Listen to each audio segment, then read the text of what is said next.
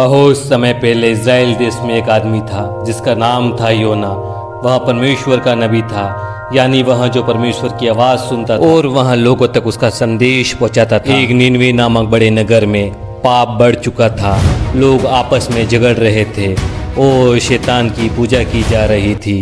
एक दिन परमेश्वर ने योना से कहा, उठ निनवे नामक बड़े नगर में जा और वहाँ के लोगों को मेरे लिए उपदेश दे। उनकी बुराइयां मेरे सामने आ पहुंची है। लेकिन योना नहीं जाना चाहता था, इसलिए योना भाग गया और वह एक जहाज पे चढ़ गया जो काफी दूर जा रहा था, जो निनवे से बिल्कुल ही उल्टी दिशा में था। परंतु कोई भी परमेश्वर से भाग नहीं सकता। परमेश्वर ने एक बड़ा तूफान भेजा, जहाज डगमगाने लगा, नाविक डर गए और उन्होंने जहाज का सामान समुद्र में फेंक दिया।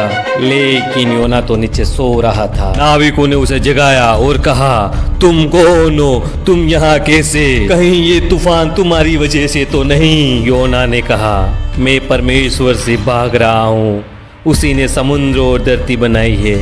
मुझे समुद्र में फेंक दो, तूफान शांत हो जाएगा।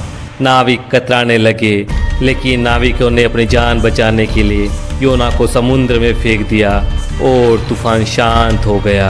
परमेश्वर ने एक बड़ी मछली भेजी जिसने योना को निगल लिया। वह 3 दिन और 3 रात तक उस मछली के पेट में रहा।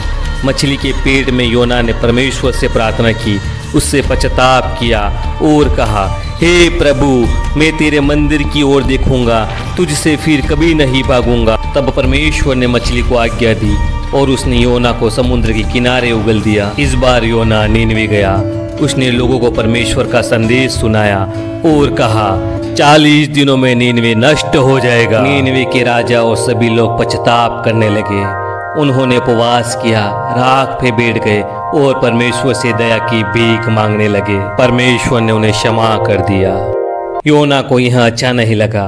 वह बोला, हे प्रभु, मुझे तो पता ही था कि तू दयालु है और जल्दी क्रोधित नहीं होता। परमेश्वर ने योना से कहा, अगर तुम एक पौधे के मुरझाने से दुखी हो तो क्या मैं इतने बड़े नगर के लोगों और बच्चों पे दया ना करूं, जहां पर 1,20,000 से अधिक मनुष्य है। योना की कहानी हमें सिखाती है कि परमेश्वर सबको प्रेम करता है, यहाँ तक कि हमारे दुश्मनों को भी। वह हमेशा चाहता है कि हम उसकी आज्ञा माने और दूसरों के लिए दया रखें। अगर आप परमेश्वर से प्रेम रखते हैं तो वीडियो को लाइक करें, अपने दोस्तों में शेयर करें और चैनल को सब्सक्राइब करें। परमेश्वर आपको आशीषित करे। आमीन।